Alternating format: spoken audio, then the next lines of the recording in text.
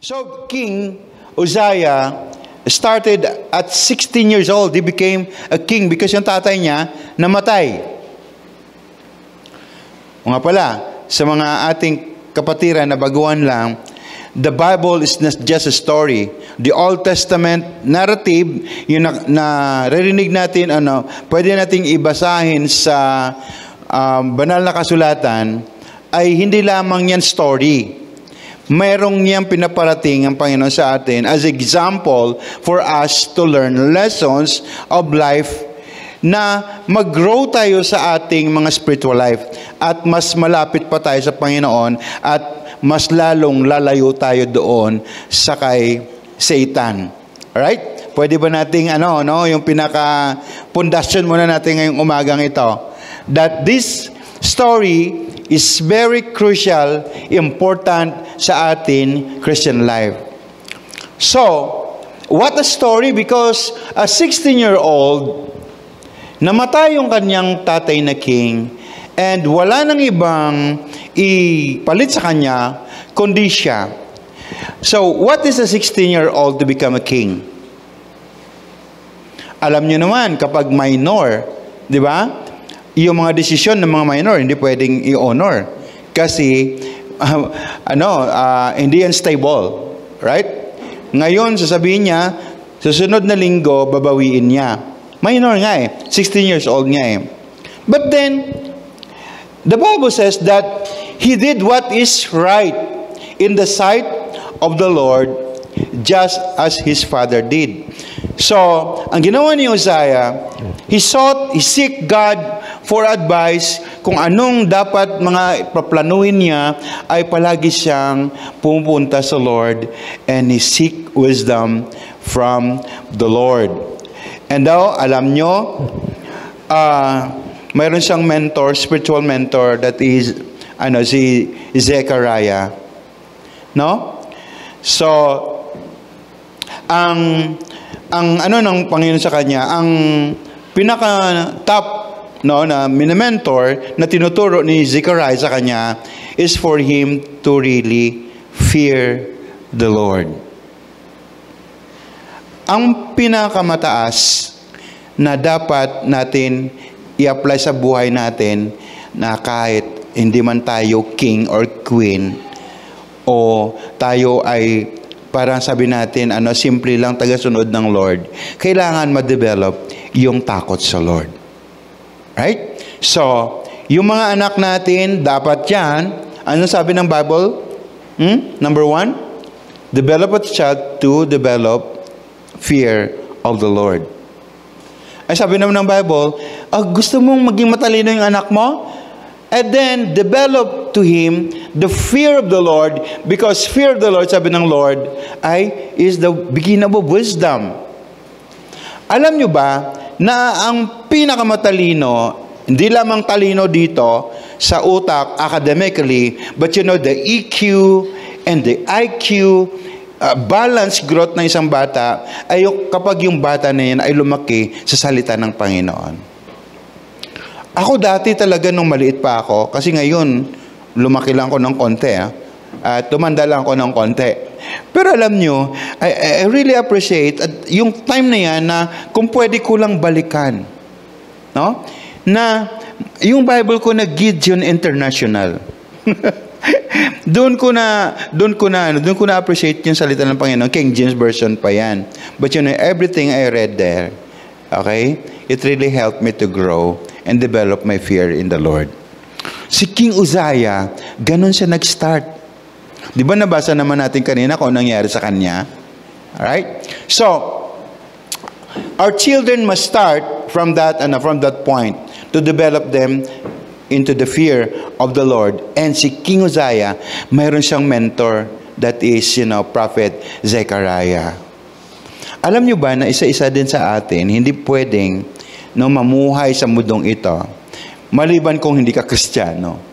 But kapag Kristiyano ka, you have someone with you who is higher than you, who will teach you the way of the Lord, the ways of the Lord. Kapag na-feel mo na parang hindi mo na siya kailangan, that's the start of, of the troubles of your life.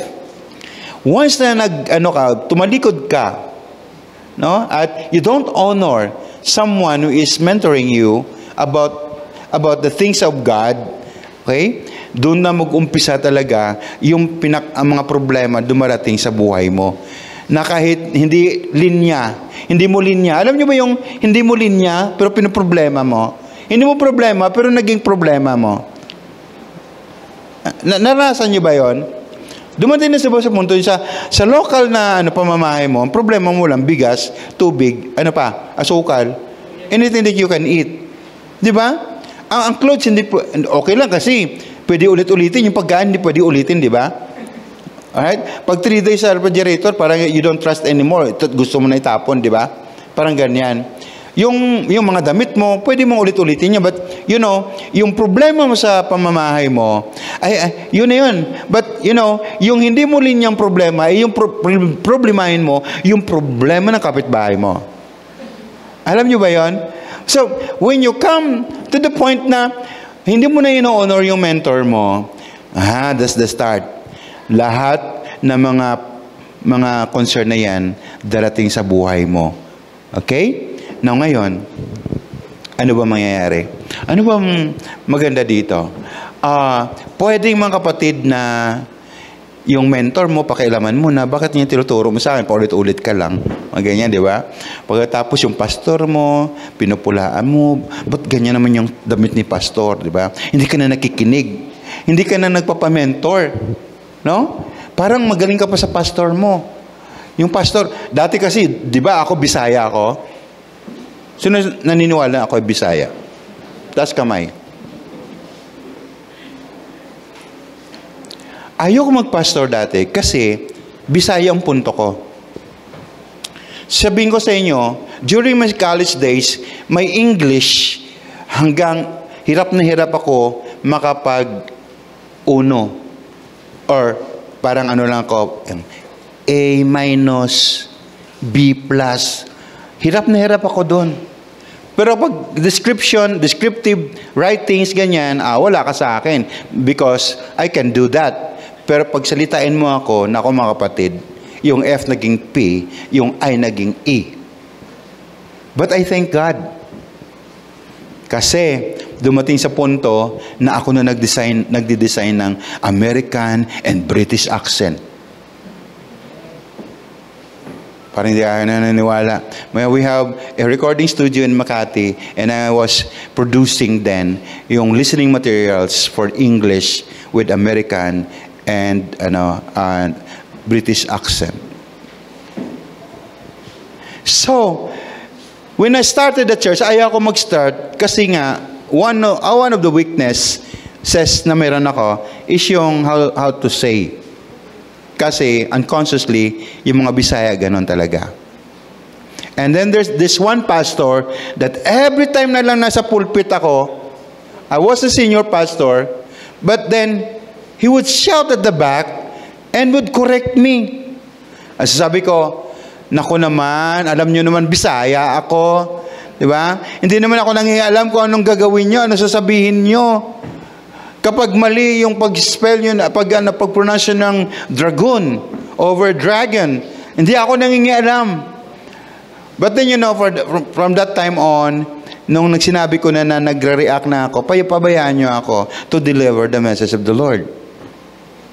Okay? Si Moses, di ba? Medyo may problema sa utterance. Tama, di ba? Lord, how can I have a stammering lips, sabi ni Moses. Sabi niya siguro, mga Israelites, tayo na, Israelites, ganyan. Punta tayo sa dagat. Ganon. Nakita na ba yung mga taong ganyan? Yung ganyan magsalita, yung paulit-ulit, nagsastammer. Alright. Now, mga kapatid, maybe, sa point ng life mo, nakikita mo na hindi yung spirituality, na something that your mentor, okay, will lead you to the Lord. Mapalapit ka sa Lord, kaya you start, nag-start ka na magreklamo, nag-start ka na magre-rebelde. But dapat thankful itong si Uzziah na ito, King Uzziah na ito, because he has Zechariah, and as his mentor, And then the top of it, the subject of pag-mentor sa kanya is yung takot sa Lord. Dapat bawat isa sa atin mayroon talagang takot sa Lord. Kasi sabi natin sa church na ito, sa buhay po natin, ay, kailangan punta talaga ako every Sunday sa church kasi takot ako eh. Sinong ganon? Hindi yung, okay ako ngayon, my schedule is, allowing me to, permit me to come. So, today, praise God, I have time to come. But yung may takot ka sa Lord, kahit ano pang meron kang commitment, inuuna mo yung takot mo sa Lord. And you'll be in the church. And sabi naman ng Bible,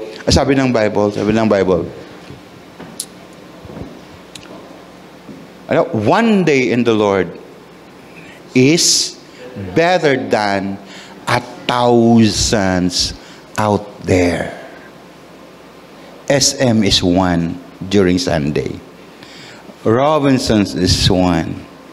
Yung sinihan, medyo wala na, diba? Sino pa nanonood ng sine? May mga Netflix na tayo sa bahay. Diba? Okay, Netflix na hindi nagbabago yung pinapanood mo. Okay?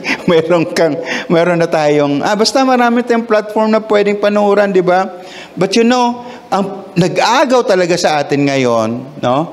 Na wala tayo sa church is yung outing, yung swimming. No?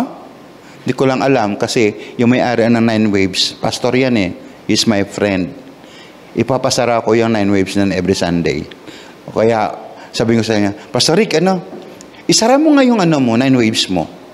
No? Pag Sunday, dapat wala mag-swimming during worship time. Dalhin mo doon sa worship hall mo, lahat, bago kayo mag-swimming, no? Okay? Church muna kayo. Tapos, ilibre mo na rin yung entrance. Magkano bang entrance ngayon sa 700 ba? Parang ang laki na ng entrance dyan sa kabila, sa 9 Waves, Yung tipong ganyan. But for an ordinary, follower of the Lord, who developed the fear of the Lord, he will not find himself somewhere out there during, worship time sa ating Panginoon. So, when King Uzziah began to listen to his mentor, alam mo, gumanda ang takbo ng buhay sa Israel. Nag-flourish ang Israel sa kanyang spirituality, nag-flourish ang Israel sa kanyang political power, nag-flourish din sa economic side, and nag-flourish sa military. Alam nyo ba ngayon, pambira, pag napapanood ko yung laban ng Iran at saka ng Israel, hindi dahil gusto ko mamatay yung mga Iranians. Hindi. No? We know that regime, sila yung mga naghahari-hari doon, sila nagbibigay ng problema. But then, pag nakita mo kung gaano kalakas ang military ng Israel, grabe ito. Wala kang masabi kundi, Lord, bless Israel more. It's because it's stipulated in the Bible that Israel is God's people. But noon pa, in the ancient time pa mga kapatid, God is doing great and mighty things sa buhay ng kanyang ng mga tao niya, lalo na sa king. When a king listened to his mentor, grabe ang success na nakukuha. Because he needs total dependence on God. Alam nyo, punta tayo sa application lang.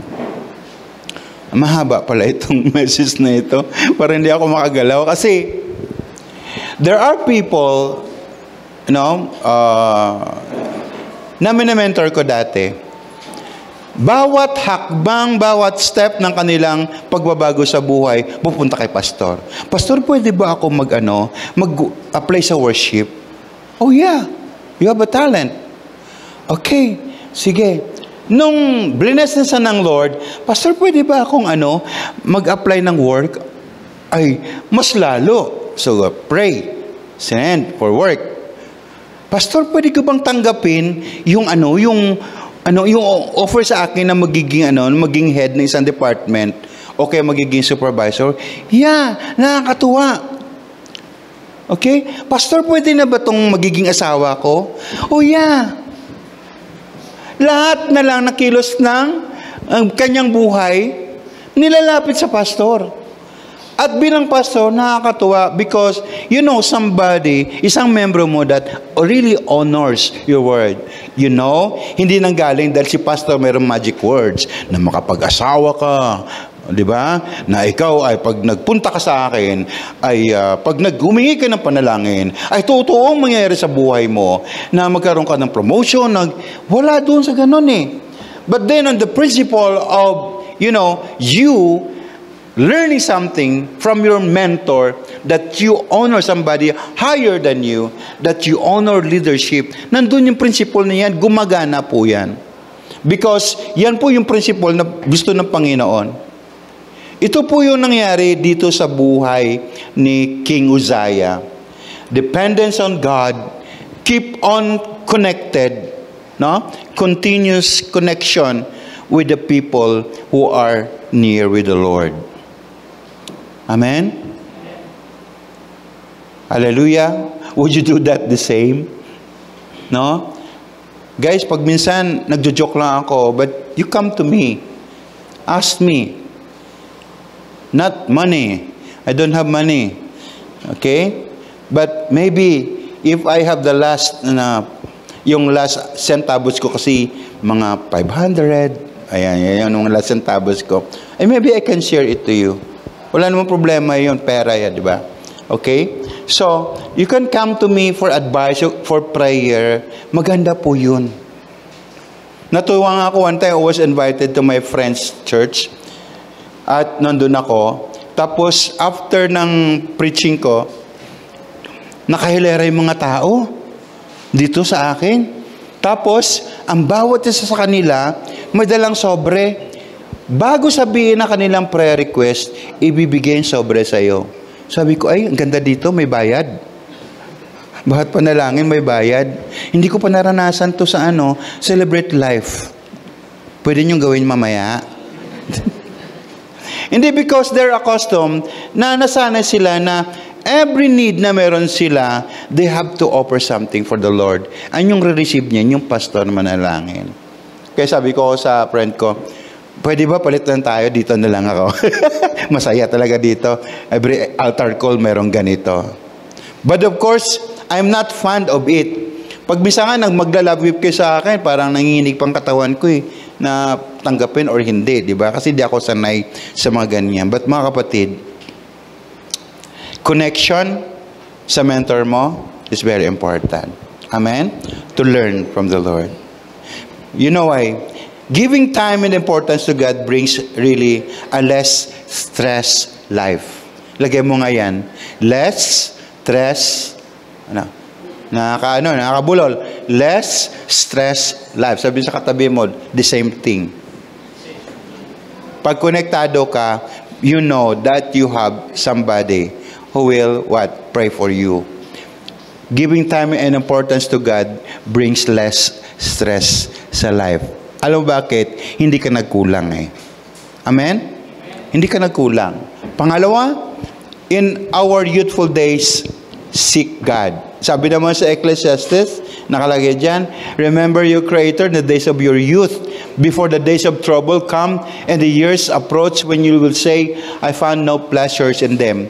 Alam nyo ba, kapag binasa mo yung Ecclesiastes na yan, yung verse na yan, 1, pababa, halos hindi mo maintindihan.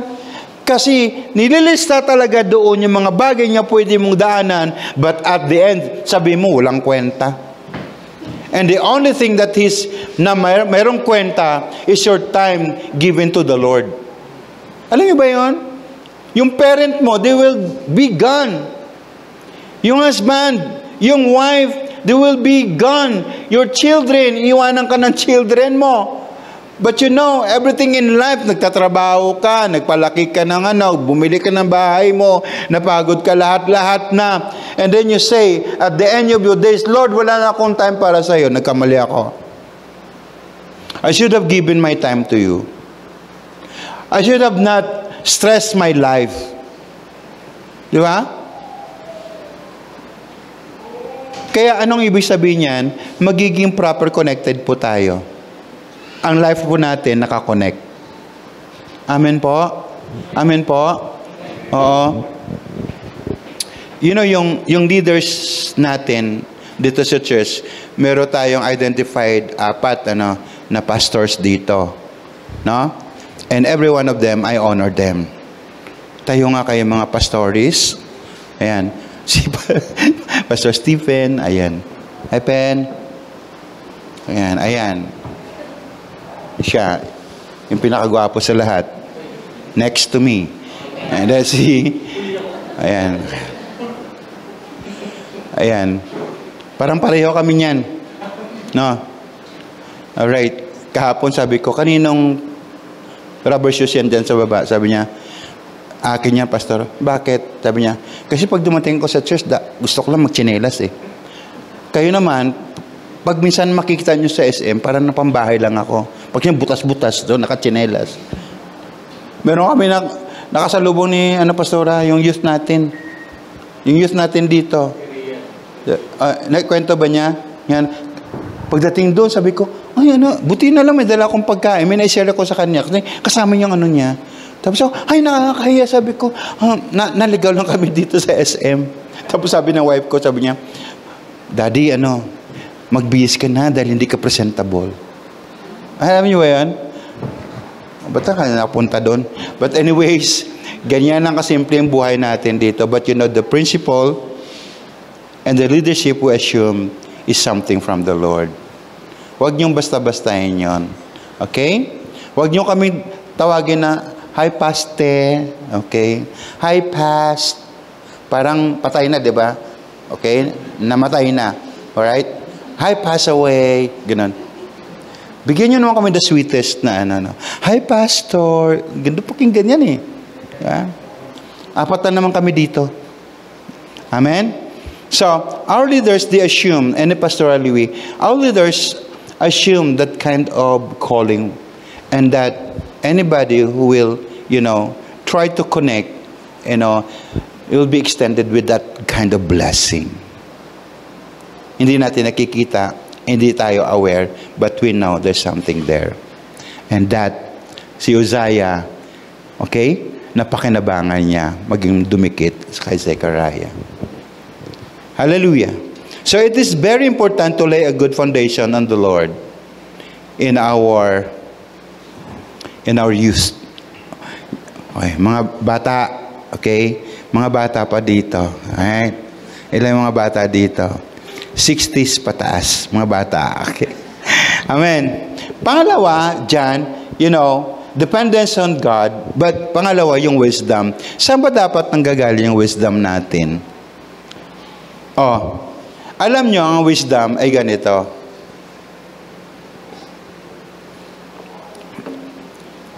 Sige, sulat nyo muna. Wisdom. Ang wisdom, hindi lamang yung higher grades na meron ka.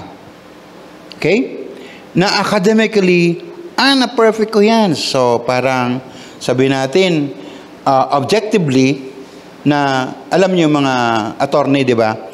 Yung mga attorney, mga lawyer pala, sabi natin, ang tatalino nila. Hindi, magaling lang sila mag-memorize ng batas eh.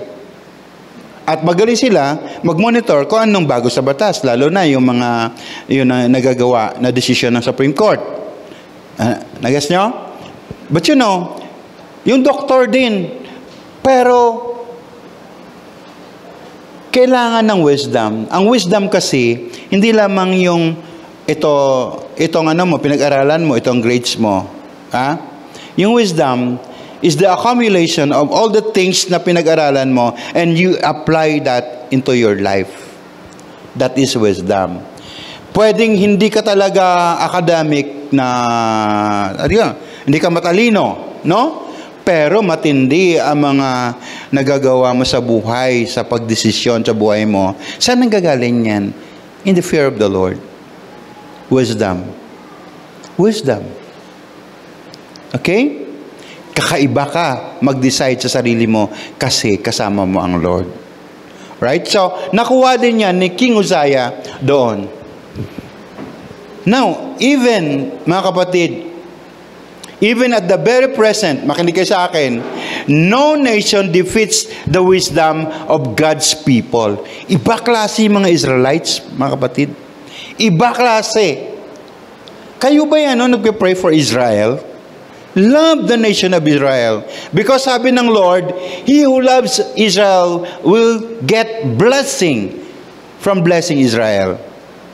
Alam niyo, kinikwento ko sa Kapastora Liwi. Sabi ko, Mami, alam mo ba nangyari? Di ba yung Iran? Sino ba nag-follow up dito yung gera? Sabagay, tapos na, di ba? Okay? Yung gera sa Iran, kung marunong kayo mag-analyze, di ba, ang lakas ng mga missile ng Iran, super. Tapos, nung pumasok yung mga F-35s ng Israel, ang kanilang stealth nakapatay. So, hindi alam. Every time naman pag pumasok sila sa ibang bansa, kahit na 1,000 miles na sa loob hindi nadidetect sila Iba klase yung talagang pagbigay sa kanila ng Lord ng wisdom. So, ang ginawa nila, pumasok sila, nakapatay yung stealth, kasi hindi nila alam kung nasaan yung mga launchers. Ngayon, nung pinatay na nila ang stealth nila, effect ng kanilang kasi hindi sila nakikita pag stealth sa radar. Kapag naka-on, hindi sila nakikita. Pag pinatay mo, nakikita sila sa radar. Ang mga Iranians, nakita sila kasi naka-off yung stealth system ng eroplano ng Israel. Nagsilabasan yung mga ilan yun, ang dami nun. Yung eroplano, mga 200 din yun. Di 200 targets and more din yun.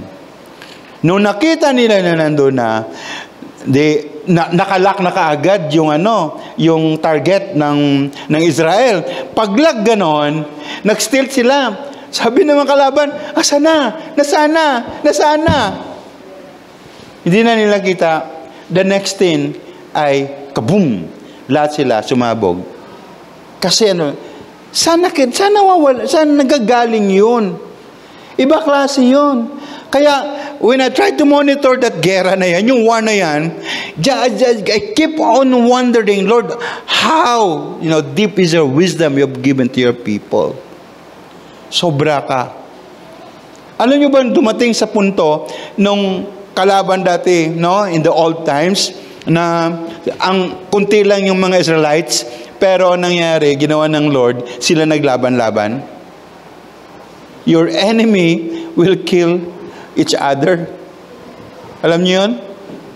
May kwento ako dyan, pero hindi ko kukwento sa inyo ngayon. Wala tayong time. But mga kapatid, wisdom nabigay sa kanila. Sa kinakain yun Alam mo yung food na meron sila? Kaya hindi sila kumakain ng baboy. Nay, tama yan, hindi ka kumakain ng baboy. Nabasa ko sa sa dyaryo, hindi ka daw kumakain ng baboy. Okay? Bangus lang daw kinakain mo. Si Pastor Louie, gusto din bangus yan Okay? Anyways, sa kinakain sa salad Abang tawag dyan sa diet ng kosher, di ba? Alright? So, ang kosher na diet pala galing sa Lord ay nagbibigay sa kanila ng kakaibang chemical sa utak. Ang ating kasi tinitira, puro toyo. Ano pa ba? Kare-kare. Ano pa? Estopado. Ay, nako. Marami. No? Pero pala, one day, sabi na natin, na high blood na tayo. Di ba? Tumaas yung presyo natin. Di ba? But anyways, pwede tayo mag-usap one time patungkol sa kanilang mga pagkain. But wisdom only comes from God. Kapag anak ka ng Diyos, pwede niya ibabahagi sa iyo yung katalinuhan na yan. Amen? Amen? He was the one, dito, nung hari siya, grabe, fortified yung walls of Jerusalem. Pagkatapos gumawa siya ng isang parang launchers din, launcher na mga pana, no? Kakaiba. Binigay ng Lord na wisdom kay King Uzziah. Meron siyang advance na 300,000 plus strong commando. Alam niyo ba yung meron tayo active na army? Combine na yan, Air Force, Navy, Army, at dito, Marines sa Pilipinas ay mga 250,000 plus lang.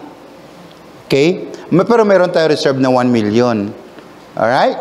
Now, yung hindi nabilang doon, yung mga 300K na aswang galing sa Bisaya. Alam ko meron mga aswang. Sa inyo na no? Leyte ba kayo? Ay, hindi. Kasi nakikita ko ngayon sa Facebook, yung mga aswang na tinatawag nila, laban na tayo. Ay, galing Bicol. Mga taga Samar, taga Leyte. Sabi ko, bago to doon pala maraming wakwak. Tapos, di ba? Sabi na, atake na tayo sa Israel. Tulong tayo doon, mga aswang. Alright. But si King Uzziah, he got this commando 300,000 plus. 307, di ba?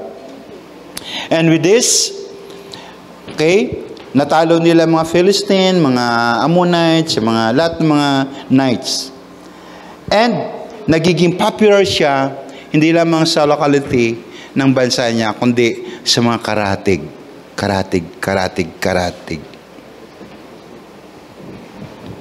Guys, maybe you are not following the current news.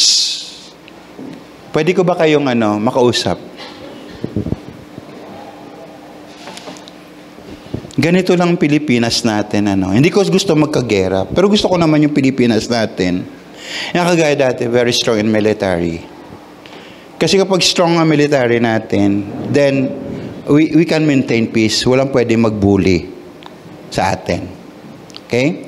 Now we thank God na dahan-dahan ng Lord, binibigyan tayo ng mga modern na mga armas. Hindi makipaggera.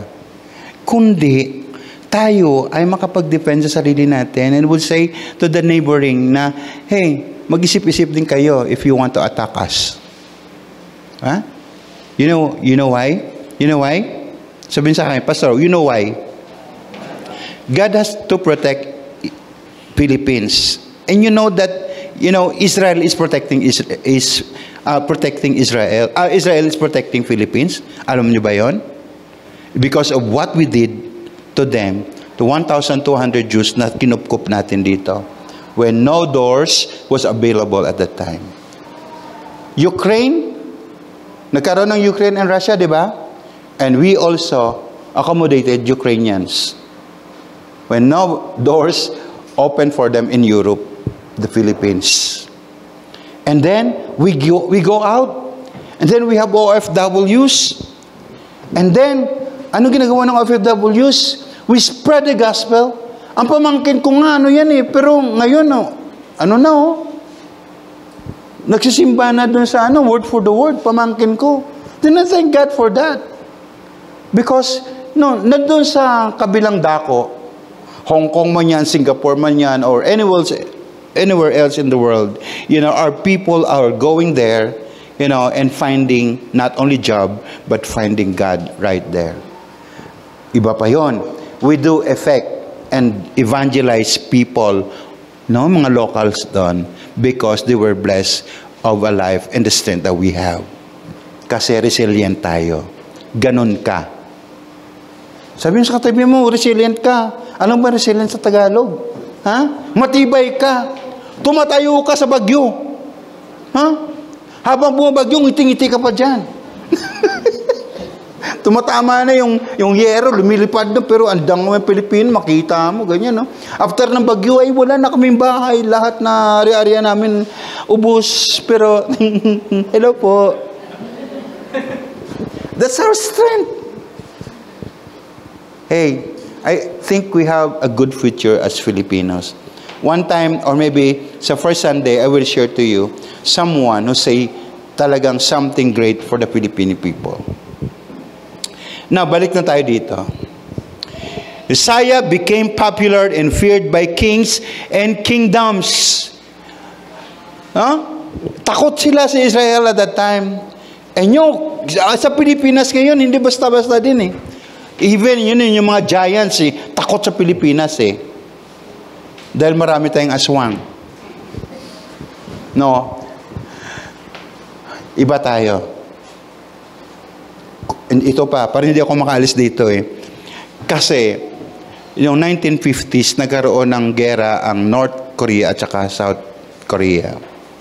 Ang North Korea, nag-advance na. Yung communist, pumunta na dito sa South hanggang Seoul. Okay? Korea.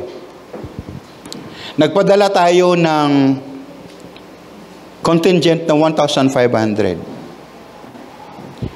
Naiurong ng United Nations, kasama yung 1,500 natin, walang kagamitan, na urong natin hanggang doon ipabalik sa may pinaka-border. Alam mo nangyari? Ang kalaban ng 900 na sundalo natin is 50,000 Chinese communist. Sino nakakaalam na ganon? Sino nakakaalam na ganon?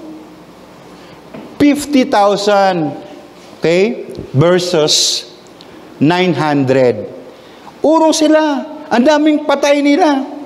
Sa atin, kunti lang. As in, kunti lang. Mabilang ng 15, ganyan. Ganon katindi ang tapang ng Pilipino. But you know, when we convert that, you know, sa tapang natin, sa pag-evangelize sa mga tao, no? Going to other places and evangelize them, telling them about the good news of the Lord Jesus Christ, mas may pakinabangan. May pakinabang pa. Tama ho ba? Okay? Ganon tayo. I think, sana nga Lord, yung Pilipinas ay pangalawa sa Israel, sa talino. Amen? Sabi sa katabi mo, walang lokohan to. Okay. Because, ano ka ng anak ng Diyos kay? Amen? Anak ka ng Diyos. Now, ito naman, staying on top is keeping low. Kapag nasa top ka na, just low lang. Okay? Humble lang. Pinag-usapan natin the last time. Ano lang, simple lang, pero rock. Okay? Kalma lang. Fame, power, success would bring a person to damnation without recognizing and acknowledging God as the source of everything. He started right. At 16 years old, he became king. And then, nagbago when he already enjoying, you know, the power, the fame, the money, okay, and the influence, nagbago si King Uzziah. So it is very important to keep low in respect to God's sovereignty in our lives. Mayroon dumarating kasi sa atin na, no, alam bilang pastor sa church na ito, sabi ko, Lord, ano lang, just keep me low. Simplihan mo lang buhay ko, Lord. Kaya ako, you can have me, you know, conversation, ganyan. Hindi ako isang pastor na kailangan kapag kausap mo ako, may appointment. Ulan mo ako secretary. Alam niyo yun? Pastor, you can disturb me anytime. Di ba? Okay? Pwede niyo akong pakainin sa, kahit dyan lang, may ano dyan, no? Tukneneng dyan, no? So may kanto ng Shell. Fight ako doon. Di ba? For us to have a fellowship. Hindi ako maarte. Pero hindi ko rin inindihan yung mga fine dining. Alright, di ba? It's fine for me. Di ba? Pero I tell you, habang kumakain ako, sabi ko, magkano ito? Yung kinakain ko na to, 1,000 na to? Ilang sakong bigas din to. Di ba? Ilang kilong bigas din to, di ba? Marami pang mapapakain. Ganyan ang utak ko eh. Ganyan. Well, anyways, mga kapatid, it is very important na-maintain mo yung sovereignty ng God sa buhay mo. Habang ka ina-advance ng God, sabihin mo, Lord, keep me simple. Keep me simple. You increase, Lord, I decrease. Kasabi nga ni John, di ba? People with little success in life would rebel before the Lord to say, Lord, I can do it. now, hanggang dito ko na lang, Lord, no? Okay na. In this portion of my life, hanggang dito, diyan ka lang. Huwag kang mangialam sa marriage life ko, okay? Sa relationship ko, o kahit na magkaroon ako ng asawa o nobya o nobyo na walang takot sa Lord, okay lang. Kaya sabi mo sa Lord, diyan ka na lang. Hindi pwede yun. Parang dati, during may college days, ay sa gabi tumutugtog ako sa sa top na Fab House. Kaso lang si Christian ako eh. Kaya literally mga kapatid, sabi ko, Lord, kasi conviction very strong. But gusto ko naman matikman yung matutugtog sa labas eh. Ngayon sabi ko, Lord, what's wrong with music? Music lang, di ba? Tama, di ba? Tama? Kamukha mo si Paraluman. Pero hindi naman yung kinakanta namin dati. Yung mga sikat naman. Wala pang Paraluman dati. Yung Paraluman nila nanay. Ayun. Si Paraluman, di ba? Pinakamagandang babae sa balat ng Pilipinas, si Paraluman. Now, alam niyo pag pumasok ako kapatid sa sa pinto ng bodega pub, sabi ko, Lord, stay here. Huwag kang sumama sa loob. Kasi pag sumama ka, baka mag-worship ako doon. Maraming mga lasing doon, di ba? Okay, baka mamaya ikaw yung malasing doon. Kasi may mga beer doon. Okay, ikaw mapaaway doon, di ba? Pagkatapos, ganun yung feeling ko, mamaya, wala kong kasama pa uwi, sama tayo. Iniiwan ko ang Lord doon. But ako naman, masyadong sa sarili ko, aware ako sa presence ng Lord sa buhay ko. Ha? So parang ganun. People with little success, sabi na, Lord, tigil na, diyan ka lang. In this area of my life, okay, na to? Huwag kang mangialam dito. Huwag kang mangialam sa family ko. Family ako to eh. No? Pang church ka lang, Lord. Pang Bible study. Okay? From IM. Ikaw, Lord, wala kang pakialam sa love life ko. Get out from it. Ikaw, Lord, wala kang pakialam sa relationship ko. Wala kang pakialam sa trabaho ko. That is why marami yung mga Kristiyano, mga kapatid, nagkakalat, hindi nila alam kung ano yung standing nila doon sa kanilang bubuhay. Because a little success, they can just say to the Lord na hanggang diyan ka lang, wala kang pakialam dito. Yun nangyari kay King Uzziah. No? When he experienced success, iniwan niya na ang Lord. Wow! Many people turn their back on God and having the view of God as the thing of old or ancient. Ito, makinig kayo. Sabi ko sa inyo, mahaba talaga ito eh. Nakalista ba dyan? Ayun. Having the view of God as the thing of old or as in ancient or God as makaluma. Okay? Now, nag-usap kami ni Pastor Louie isang araw. Ay, ito babasahin ko na lang. Baka nakalagay dyan. Me and my wife, Louie, just reacting similar to this argument that people really doesn't want a church life or a Christian life. Ayaw nila. Or an active faith and active serving God. Because nga yung church makaluma. Di ba? It's just the thing of the old. Yung malapit na mamatay, pwede yun sa church. Okay?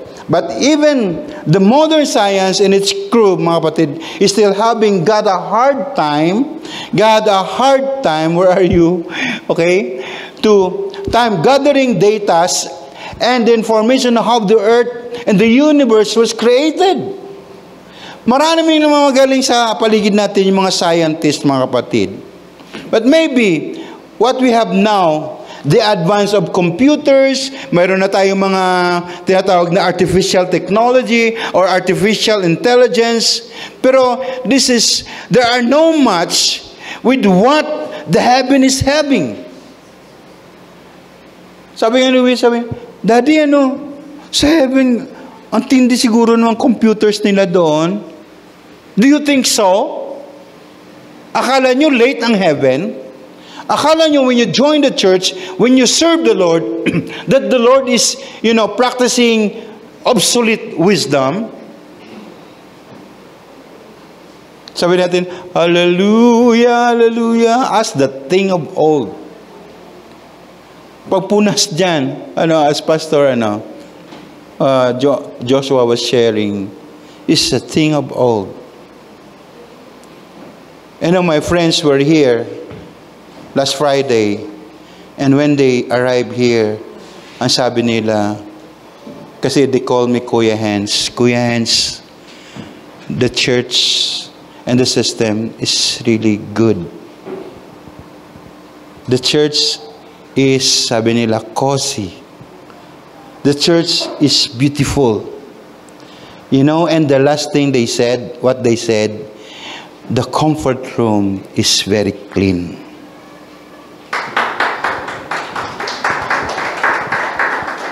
Buhusan yung mamaya doon, ha? Bumanting naman ang tenga ko. Sabi ko, kasi nagpagamit kami sa Lord.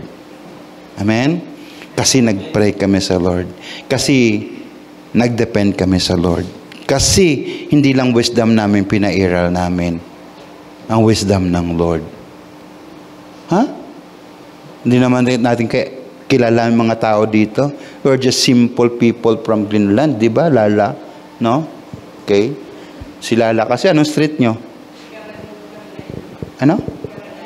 O, Carolina. Kami naman, New York. Medyo mahal sa amin, New York. Ni-imagine ko rin, sa kanila kasi malapit sila sa ilog, bumabaha pa rin sa inyo, di ba? Sa amin naman, sa New York, bumabaha din ng mga prutas. Hindi, joke lang. Lalagyan kong tulay ang street nyo. Pagpa-elevate ko. Mga kapatid, nakakatuwa eh. Na-imagine nyo ba kung gaano kalaki ang computer dun sa taas? Taas.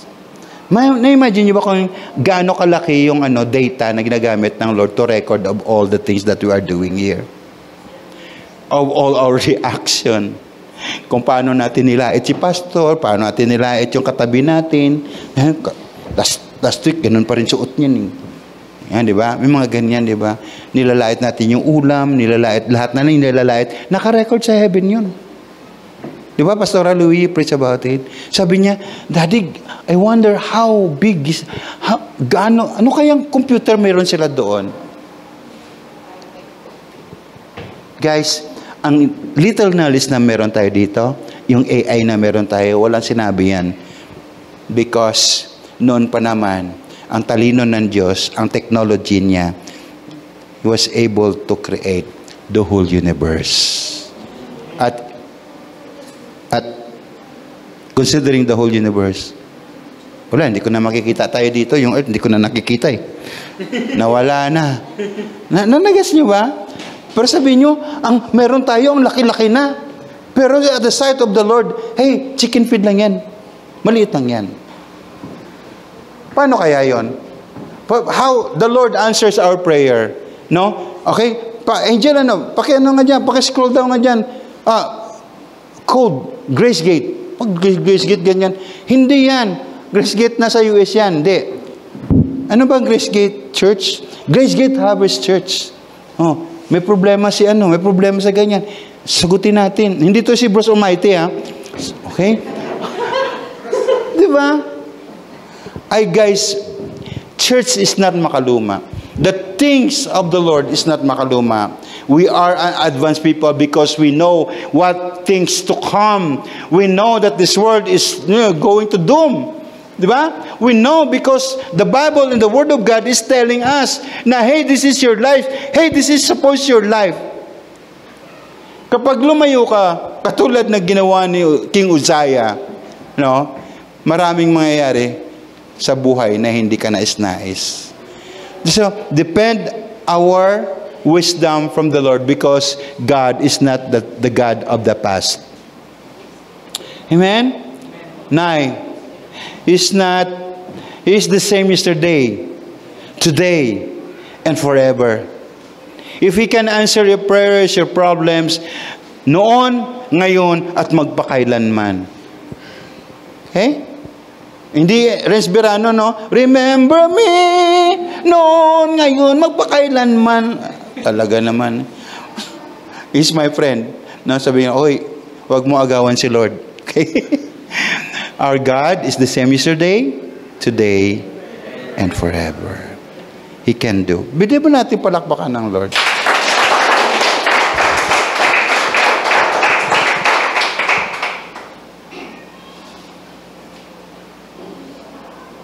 We don't downgrade what God can do at the present. Yung China nag-create ng isang battery na that will last for 100 years. But it's not proven because the Creator did not live, no, for 100 years for Him to test. Di ba? Nag-guess nyo? Anything na lang pwede nating i-create dito, but it's nothing. Ha? Okay? Pag mag-tithes and offering naman ng mami, sabihin natin, Lord, ano to eh? Akin to eh. Diba? Alam mo ba yon? Ano ba yung ano na to? 10 piso na to? Marami na mabibili nito. Okay? Well, anyways, diretso na tayo. Man may invent a nuclear battery that will last 100 years and yet could not invent a way to count every single individual number of hairs on this planet Earth. Alam ba ng matalino sa mundo ito kung magkano yung book, ilan yung numbers ng book natin? Lahat? Ha? Kahit tapatan pa yan ng gadget, no? Mabibilang, oy, Brad, ano?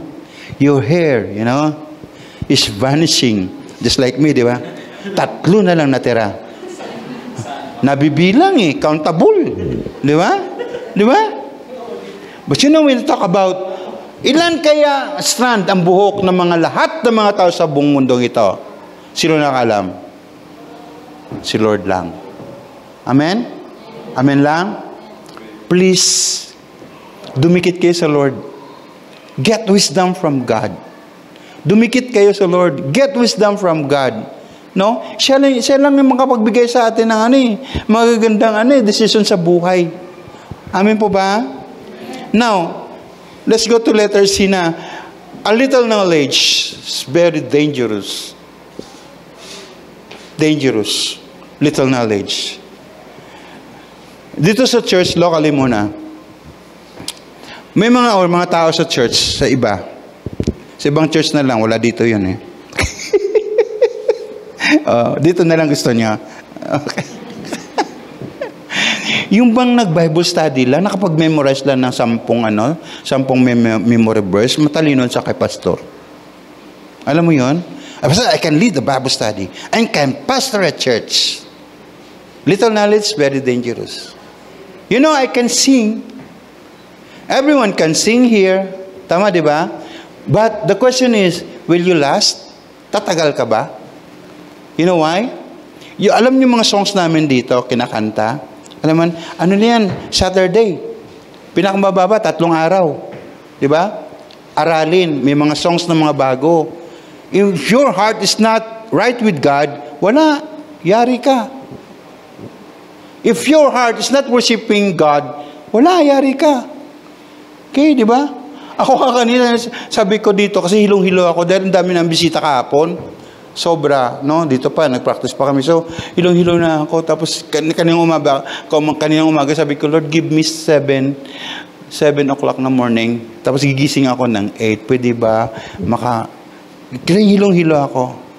Pagdating dito, sabi ko, ano nga worship song natin? Tapos, habang nakaupo na ako, hindi ko alam yung intro. Saan ako mag-intro? Kinakausap ko yung song leader natin. So, ano ang first song? Punta naman kay Pastor Joshua. First song. Hindi ko anong second song? Ganyan. Pero nag-practice naman ako director kahapon eh. But you know, may frail ang ating mga katawan. Tama, di ba? Mahina yung mga katawan natin. Pero sabihin mo, a little knowledge, kaya ko, Pastor. Alam mo bang, yung 3,000 na laman ng video ko sa bahay ng mga kantay, kaya akong kantahin yan. Kaya I can be in this ministry. Hindi. Hindi pwede. It's just a matter of the heart. Knowledge is very dangerous. Okay? Pero wag naman yung sobra kayong yung parang, alam na pastor, na identified na yung strength mo in the ministry. Sabi, ay pastor, simple lang talaga ako, pastor. Parang naman yun, false humility naman yun. Ay hindi pastor, ganyan. Diba? Pwede ka bang sa computer? Ay kunti lang pastor, engineering ng graduate na naman ako sa IT. Diba? May ganun. Pero pastor, baka hindi ko kakayanin, sobra naman yun. Diba? Last time, sino ba yung Ikaw, Sabi niya, pastor, si nag-keyboard din yan. Sabi ko, how much she knows about keyboard? Oh, sabi niya, 1%. The 1%. 1%. How is that 1%? Okay? Teachable ba siya? Pwede. Tama, di ba? Tama, di ba? But you cannot say to me na, pastor, I know how to play keyboard. Pwede ba umalis ka na dyan? Ako na musical director. Okay, mga tipong ganyan. Knowledge, little knowledge, dangerous. Okay. Now, bakit mo nasasabi yun? Si King Uzziah, malapit siya sa Lord. Malapit siya kay Zechariah. Pagkatapos, na siya? Sabi niya, I'm very powerful and I can even, go to the temple and, perform what these Levites are performing. Little knowledge. Hindi niya alam, mga kapatid, itong mga Levites na ito, wala silang mana, sinacrifice nilang kanilang mana. Kasi 13 tribes naman talaga sila pang 13. Yung 12 tribes, mayroong mga lupa yung mga yun. But, the mga Levites na ito, mga anak ni Aaron, sila ang worship in charge. Silang gatekeepers sa temple. Tapos ikaw, ibang pinatrabaho ng Lord sa iyo, and just a little knowledge about it. So na pumasok ka na, sabi mo, ako na lang maggano ng sacrifice. Ay di nagalit yung mga tao. Alam niyo yun? Pag minsan ganito, we have a president, a killer one, a murderer one. Sabihin natin, thank God, nandun na sa Hague. Sino niniwala at nagpasalamat sa Lord na sa Hague na siya ngayon? At ang maraming mga Kristiyano sa Pilipinas, anong klase ng presidente niyan? Dapat yung presidente holy. But the call of a president, hindi pwedeng pastor. Pero akong pastor, pwedeng ko sabihin patayin mo na lahat yan.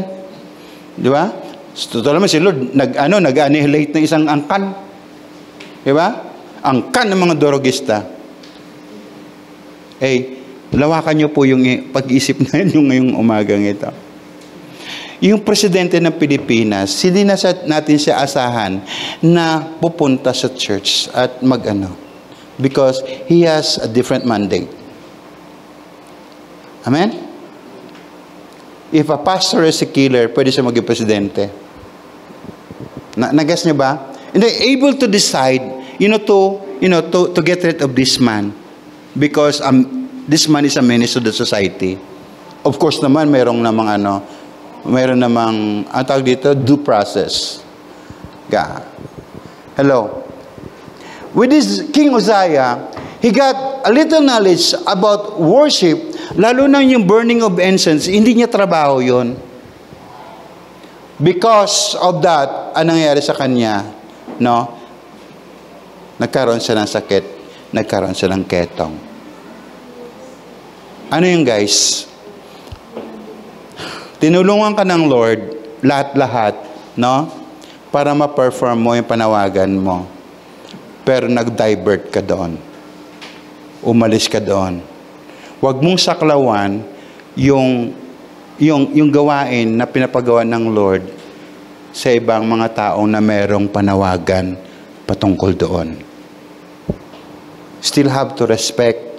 In our time, respetuhin niyo po yung calling ng pastor. Ng leaders, people over you, you have to respect them. Kasi they have the call. Amen? But when locally or personally, you want to answer that kind of call sa Lord, then the Lord will honor the same. Amen? Amen? Pag minsan pinapapili tayo ng Lord, ano ba talaga? Gusto mo maging presidente or gusto mo maging high priest? Ano ba talaga? Okay? Can you perform Him in a little performance here? Siguro, sabi na ng Lord, maging faithful po tayo kung saan tayo tinawag niya. Kay King Uzziah, di ba? He was mentored well. Lumaki siya may takot sa Lord. Ano nangyari? Kasi nga, akala niya, kaya niya na ang lahat ng mga bagay. So, yung success, pwede magpayabang sa atin. Tama, di ba? Yung power, pwede magpayabang sa atin. Grabe to. Alam niyo ba yung mga grupong mga pastor dito sa atin?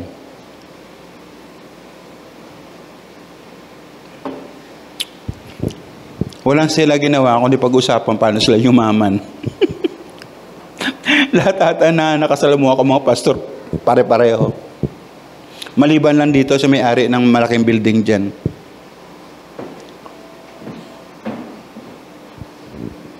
Paano mag-honor ng leader, di ba? Pwede kaya, parang ganito. Guys, you have to honor your leader. I'm the pastor here. Oh, after the offering mamaya, can we get a special offering? After that, taktak mo yon. Tapos, can we do the second offering? After that, can we have the third offering? At para kay pastor lahat yan. Bakit? Yung offering na yon is, honoring your leader. Gusto nyo yon? Sino gusto ng ganon? Honoring the leader.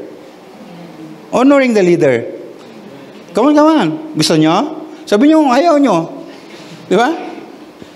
Ako, hindi ko maano yan, hindi ko masikmurang tanggapin yan, mga kapatid. Yun, dahil hindi ako nandito para magpayaman. Okay?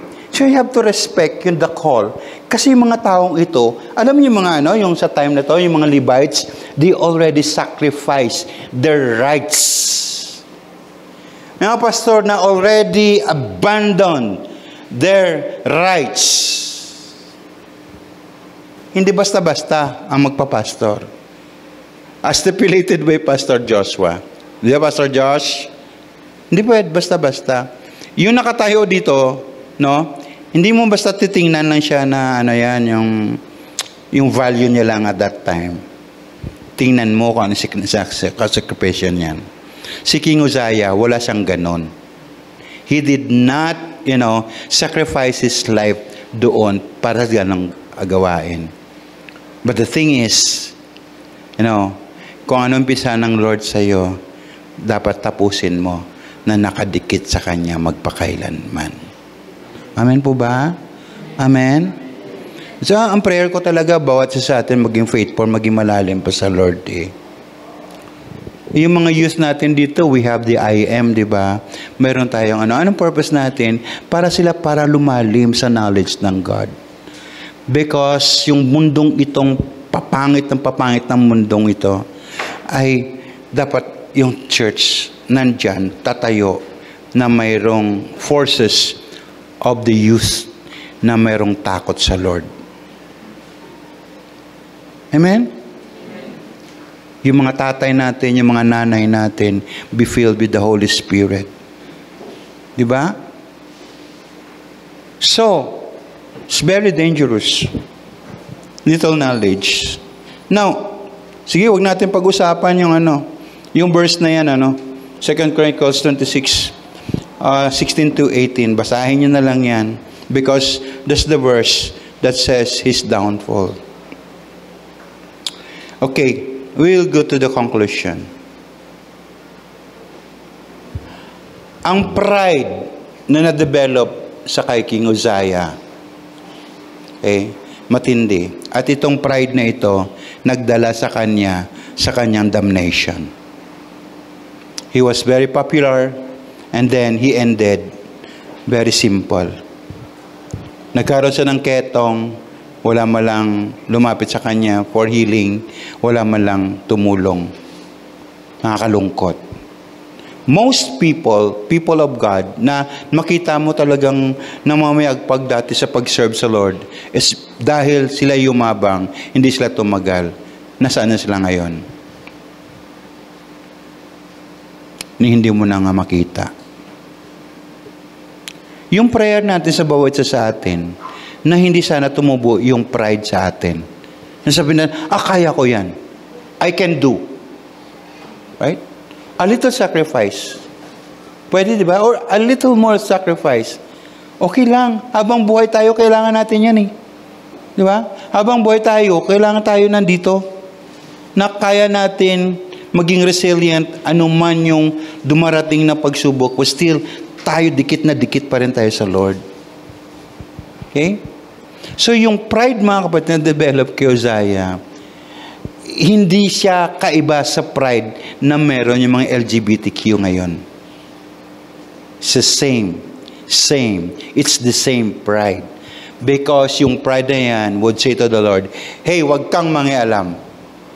But you know, the Lord would say, hey, pupunta ka sa damnation. Kapag hindi ka magsisisi dyan, pupunta ka sa damnation. But yung nakakalungkot lang talaga, he started right and he ended wrong. So, kamusta yung Christian life natin? Kamusta ang Christian life natin? Kamusta yung pagdikit natin sa Lord? Naging dependent ba tayo sa Lord? Humingi ba tayo ng wisdom sa Lord? Yung little knowledge ba natin, ginagamit natin yan sa kunting ministry na meron tayo, instead, sabi natin na magyabang tayo sa harapan ng Lord. Hallelujah. Amen? Amen? Kaya, sa life ni Uzziah ay marami tayong natutunan. Okay, basahin ko to end. As the Philippines gave way to celebrate the Pride Month, let us be admonished that pride came from not only by being a homosexual, but by being so proud and disregarding the rules and functions set by God. Anyone can rise against God and defile the temple, defile and malign Jesus Christ, especially His sacrifice in Calvary. So that's when we violate God's order that we suffer a huge downfall. Ayun natin mangyayari sa bawat isa, mga kapatid. Can we all stand up?